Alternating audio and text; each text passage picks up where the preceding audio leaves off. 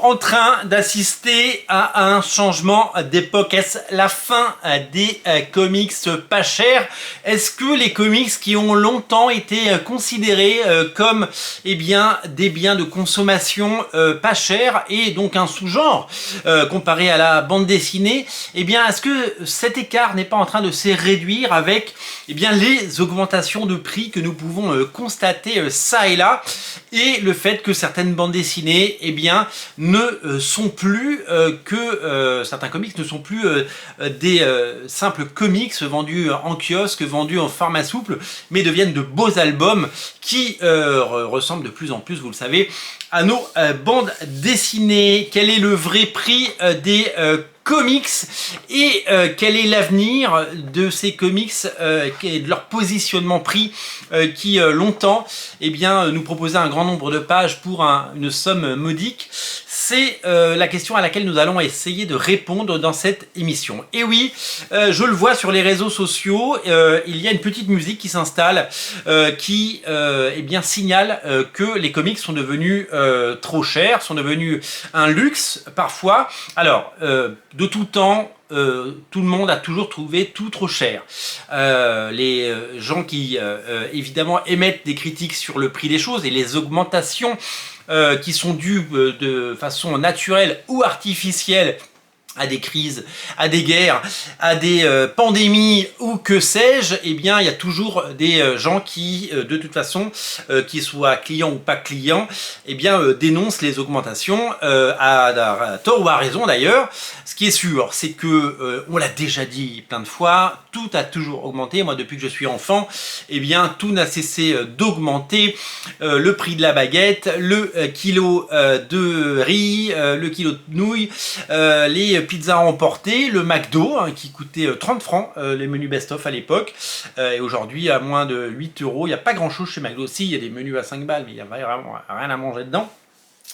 Tout augmente, ma bonne dame, et c'est une réalité, c'est comme ça s'appelle l'inflation. Logiquement, je dis bien logiquement, ça s'accompagne de hausse de salaire, ça marche pas toujours, on l'a bien vu.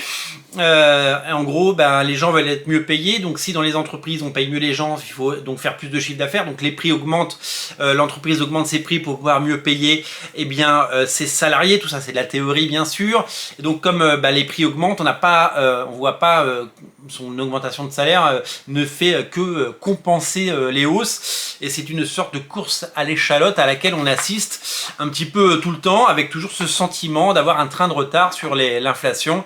C'est notre quotidien à tous. Et il est vrai que les comics aujourd'hui coûtent de plus en plus cher. Et c'est une réalité. Beaucoup dénoncent les prix de certains comics, notamment chez iComics, avec les prix des titres de iGraphics, autour de 25 ou 30 euros pour des albums en petit format. D'autres soulignent le fait que, notamment, chez Urban, il y a beaucoup moins de titres Batman, il y a beaucoup moins de titres de super-héros. Les personnages secondaires comme Green Arrow, Green Lantern, Flash, n'en parlons pas, ils sont quasi inexistants aujourd'hui des nouveautés. Urban est obligé de les sortir en énorme volume avec plein d'épisodes pour pouvoir faire passer la pilule, et c'est une véritable réalité. Urban va de plus en plus vers, là où ils étaient connus pour avoir des petits prix, souvenons-nous, vers des collections Urban. La collection Urban grand format par exemple, qu'on apprécie énormément, aujourd'hui on a des intégrales à 45 balles. Black Science c'est 45 euros. Alors oui, il y a beaucoup de pages, oui c'est un gros volume, mais quand on achète les trois, ça nous fait un joli petit billet autour de 120 euros pour 3 albums. Beaucoup ont dénoncé évidemment la politique tarifaire de Panini, alors à tort ou à raison une nouvelle fois. Beaucoup de gens tirent à boulet rouge sur les prix chez Panini. Il y a une forme d'incohérence parfois, en disant, certains disent oui mais ça a été amorti 180 fois, pourquoi ils le ressortent et pourquoi c'est encore plus cher, genre Daredevil Yellow. oui, les produits entre guillemets amortis ne sont pas là pour être donnés, ils sont là pour être évidemment valorisés, parce que il y a un catalogue à valoriser, et donc le marché a tendance à être tiré vers les belles éditions. On le voit avec les omnibus, on le voit avec les omniblut qui ont été lancés il y a presque 2 ans maintenant, on le voit avec tous ces types de collections qui arrivent et qui sont de plus en plus chers.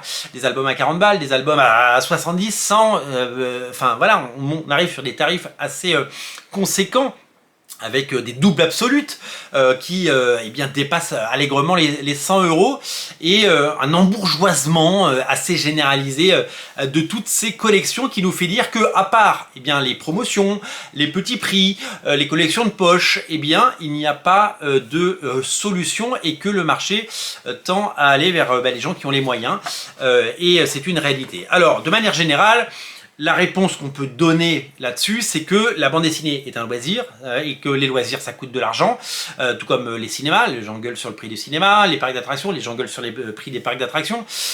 Tout ça, c'est une économie, il faut que ça marche, et c'est surtout que on a beau toujours trouver ça toujours trop cher, ce n'est pas quelque chose qui est gratuit, ce n'est pas la télévision, ce n'est pas un flux, il y a de la production derrière, il y a des talents à payer, ce n'est pas payé par la publicité, et donc il faut que, pour que ça existe, il faut faire des investissements, et donc ça coûte. Oui, la bande dessinée, ça coûte, ça a toujours coûté. Alors oui, la BD, ça coûtait moins cher avant, et on va en parler, mais ça a toujours coûté. Donc forcément, on ne pourra jamais tout acheter, on ne pourra jamais tout lire, et les éditeurs ne braderont pas l'intégralité de leur catalogue pour nos beaux yeux, parce que le but est évidemment de faire tourner ces boîtes, qu'elles soient rentables sur la durée, et évidemment faire plaisir certainement à des actionnaires qui bénéficient de tout cela.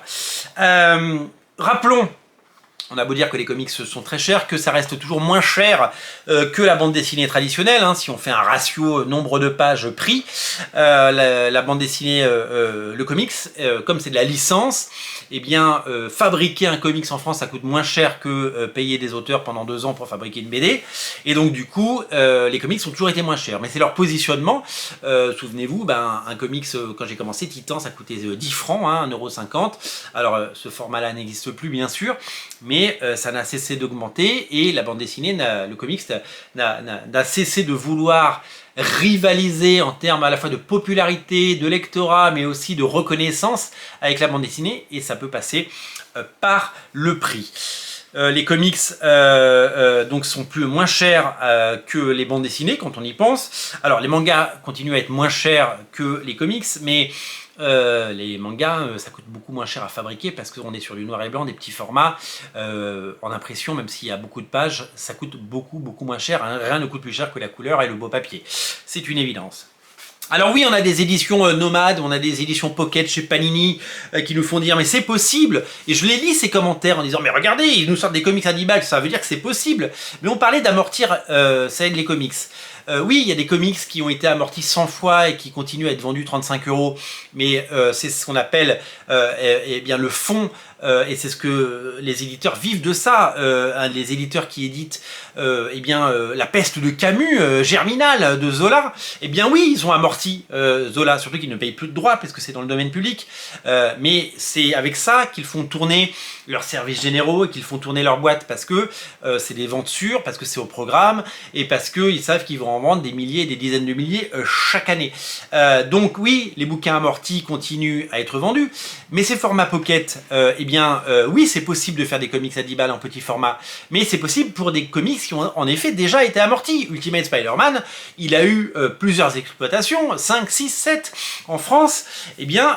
C'est possible de le proposer à ce format-là, parce que on va aller chercher du volume, parce que c'est un comics qui va se vendre à plusieurs milliers d'exemplaires, et on l'espère à plusieurs dizaines de milliers d'exemplaires, mais ce ne serait pas possible avec la nouvelle série Ultimate Spider-Man, qui vient d'être produite aux États-Unis, qui n'a pas été entre guillemets amortie ni par Marvel aux États-Unis, ni par Panini en France, et puis ce serait du suicide entre guillemets commercial que de brader dès à présent la nouvelle série Ultimate Spider-Man 2024 à petit prix, alors que il y a un potentiel commercial de faire des albums à 30 balles et qui se vendront tout aussi bien.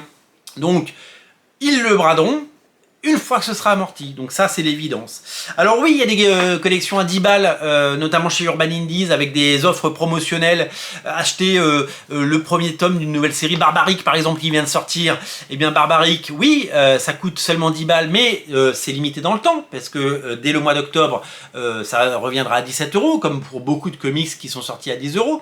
Et c'est une offre promotionnelle, c'est pour faire évidemment le temps d'un lancement, eh bien une offre qui va permettre d'agrandir l'assiette et le lectorat, puisque plutôt que d'avoir sur un tome 1 de Barbaric à 17 €, eh bien 1000 personnes qui vont l'acheter, peut-être qu'on va en avoir 5000 qui l'ont acheté à 10 balles, et sur ces 5000, eh bien ça fera potentiellement plus de lecteurs pour le tome 2 que si eh bien le bouquin était sorti à 17 balles, parce que si on a 1000 lecteurs pour le tome 1, eh bien mécaniquement on en aura que 500 pour le tome 2, alors que si on part de 5000, mécaniquement on en aura au moins 1000, peut-être 2000 pour le tome 2. C'est comme ça que ça marche. Ce n'est pas viable, les comics à 10 balles sur les nouveautés, ce n'est pas viable économiquement, c'est juste de la promotion.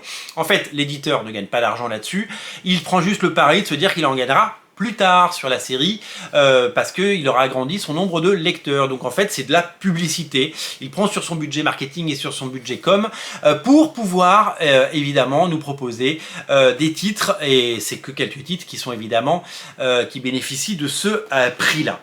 Ce qu'il faut savoir sur les comics, et on va prendre le temps de vous expliquer pourquoi les comics étaient pas chers. Les comics étaient pas chers parce que c'était un sous-genre comparé à la bande dessinée en France, et que pour se démarquer, il fallait être moins cher, et donc du coup c'était moins reconnu, mais c'était pas grave, parce qu'il y avait du volume qui était associé. Aux États-Unis, pendant très longtemps, toute l'industrie des comics, et encore aujourd'hui, a été basée sur l'exploitation. L'exploitation parce que des gens comme Jack Kirby, des gens comme Steve Ditko, qui ont tout créé, eh bien, ont été exploités toute leur vie. Pendant très longtemps, ils ont mis un tarif à la page, c'est-à-dire qu'ils ont créé des personnages, ils ont créé des univers qui rapportent aujourd'hui des milliards au box-office et qui appartiennent évidemment à des énormes world companies. Eh bien, tout ça a été basé sur l'exploitation. Ces auteurs ont été payés des cacahuètes. Les auteurs, dans les années 80, puisqu'on a des chiffres, étaient payés 50, 30, 40 $ la page, voire 20 $ la page par l'éditeur. Rendez-vous compte, les comics étaient populaires parce qu'ils coûtaient 1 $. Mais s'ils coûtaient 1 $, ou même 25 cents, il y a eu des comics à 10 cents, 25 cents, dans les années 70-80, et tout le monde disait c'est génial, ça cartonne, on en vend des centaines de milliers, on en vend des millions. Mais oui, mais c'était aux dépens des auteurs. Les auteurs étaient exploités, surexploités, ils étaient mal payés, ils n'avaient pas d'assurance sociale, ils n'avaient pas de droits, ils n'avaient pas de royalties, ils n'avaient pas de droits d'auteur, ils n'avaient rien, ils avaient juste le droit de se tuer sur leur table à dessin, créé pour des sociétés qui prenaient tous les droits, et tout était basé sur l'exploitation. Un tarif à la page dégueulasse, et pour preuve, Todd McFarlane, quand il a commencé à la fin des années 80, il était à la fois sur Batman chez DC Comics et sur Hulk, il faisait 40 pages pour pouvoir nourrir sa famille, il faisait 40 pages par mois, il se tuait, il a évidemment trouvé, on en parlera, le moyen de ne plus se tuer à la tâche et de créer un empire, mais les auteurs étaient surexploités. Il n'y avait pas de droit d'auteur. Quelqu'un comme Alan Moore n'a jamais touché 1 $ de droit d'auteur sur Watchmen. Rendez-vous compte, avec un contrat qui fait que il récupérera les droits de Watchmen le jour où DC Comics arrêtera de l'exploiter. Mais ils ont fait un film, ils ont fait un animé qui sort en ce moment. Ils ressortent. Il y avait même quelque chose, des papiers à l'époque dans la presse disant que pour éviter de rendre les droits de Watchmen à Alan Moore, DC Comics sortait 2000 exemplaires du TPB, donc du relié souple, en version originale, alors que la demande était de plusieurs dizaines de milliers, mais ils en sortaient 2000 et ils créaient la rupture, et hop, ils en sortaient 2000 pour ne jamais rendre les droits. Donc il n'y a pas de droit d'auteur, il n'y a jamais eu de droit d'auteur, et il n'y en aura jamais pour Alan Moore, parce que ces boîtes-là, DC Comics et Marvel, sont là pour exploiter eh bien la misère et les talents, et pour en tirer un maximum de bénéfices. Je connais très bien Paul Jenkins, avec qui je suis ami, qui eh bien, me rappelait qu'il avait découvert un jour sur les réseaux sociaux que son Inhumans avec Jaeli avait été une nouvelle fois réédité. Non seulement c'est lui qui l'a créé, c'est lui qui l'a... Alors il n'a pas créé les Inhumans, mais il a créé cette histoire absolument géniale de Marvel Knight, avec Jaeli, il a été payé à la page pour le faire, il ne touche pas de droit d'auteur, et Marvel ne lui envoie même pas un exemplaire de la 130e réédition du bouquin. Et donc il découvre sur les réseaux sociaux que c'est une nouvelle réédité dans un beau format, ça coûte 35 $, et lui, il touchera 0. Et bien voilà, il y a des rééditions à l'infini, et ces auteurs ont été exploités, et c'est comme ça que ces comics géniaux, cultes, et tous ces personnages fabuleux qui rapportent des milliards au box-office ont été créés parce que ces boîtes-là ont créé un système basé sur l'exploitation. Donc en effet, les comics, ils pouvaient être pas chers. C'était pas cher les comics. Le premier numéro de Excalibur par Alan Davis, il coûte $1. Il coûtait $1 à l'époque. Les comics coûtaient 25 cents, 50 cents, $1, $1,75 parce que les auteurs ont renoncé à leurs droits qu'ils ont été exploités parce que les auteurs n'avaient pas de protection sociale, parce que il n'y avait pas de syndicat, parce qu'il n'y avait pas d'organisation, il n'y avait pas de structure, et que les auteurs étaient juste là pour fournir le meilleur de leur travail et que d'autres en tiraient un bénéfice. C'est le libéralisme à l'état pur, c'est-à-dire que ce libéralisme tel que nous le connaissons, celui qui est dénoncé aujourd'hui, partout, c'est comme ça que vos héros préférés ont été tout à fait créés. Alors oui, on assiste à un changement d'époque. Oui, les auteurs d'aujourd'hui ne se laissent pas faire. Oui, les auteurs ont compris. Ils ont vu leurs aînés mourir parce qu'il ne faut pas oublier que qu'on le constate. Le nombre d'auteurs de notre vivant, à nous, depuis qu'on lit des comics, qui sont morts pour multiples raisons, évidemment, tous pour des raisons différentes, mais souvent pour des problèmes de santé, que ce soit Michael Turner, que ce soit Tim Sale, que ce soit Jason Pearson, que ce soit Mike Wieringo, tous ces auteurs qui sont morts beaucoup trop jeunes, à 40, 50, 60 ans, ils se sont tués à la tâche, et c'est ça le prix de nos comics pas chers. Le prix de nos comics pas chers, ce sont des auteurs qui ont fourni des milliers de pages, des centaines de pages, qui ont créé des personnages cultes connus dans le monde entier, et qui n'en ont tiré aucun bénéfice. Voilà pourquoi les comics étaient pas chers.